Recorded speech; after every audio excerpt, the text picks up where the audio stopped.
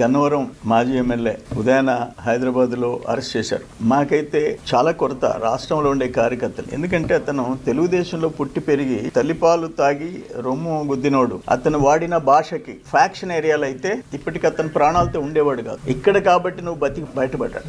ఒక క్రూర మృగం, ఒక దుర్మార్గుడు వాడే భాష మాట్లాడినాడు. అది ఎందుకు ఈ జిల్లాల్లో వాళ్ళు ఎందుకు సహించారు అది మేము జీర్ణించుకోలేకపోయినాం. ఈ రోజు అరెస్ట్ చేస్తే కూడా అక్కడ నాటకాలు ఆడాడు. అక్కడ డ్రెస్ చేసుకొని వస్తానని చెప్పి అందరికీ రెచ్చగొట్టి ఫోన్లు చేసి ఆపేదానికి ప్రయత్నం చేశాడు. నేనేమంటానంటే నువ్వు గన్నవరం పార్టీ కార్యాలయం మీద చేసిన దాడి ఎప్పుడన్నా చూసామా? కార్లు తగలబెట్టించావు, మొత్తం ఫర్నిచర్ ధ్వంసం చేశావు, మనుషుల్ని చంపపోయినావు. ఆ కేసులో ఈ రోజు కంప్లైనెంట్ అక్కడ వాచ్మెన్, ఒక అటెండర్, అతన్ని భయపెట్టి దుర్మార్గంగా విత్డ్రా చేయించేదానికి ప్రయత్నం చేశావు. ఈ రోజు ఏమైంది? నీ బతుకు బయటపడింది, బట్టబయలైంది. మీకు గుర్తుందో లేదో, గాలి జనార్దన్ రెడ్డి కేసులో ఒక జడ్జి వాళ్ళతో చేతులు కలిపాడని జడ్జి సస్పెండ్ అయినాడు.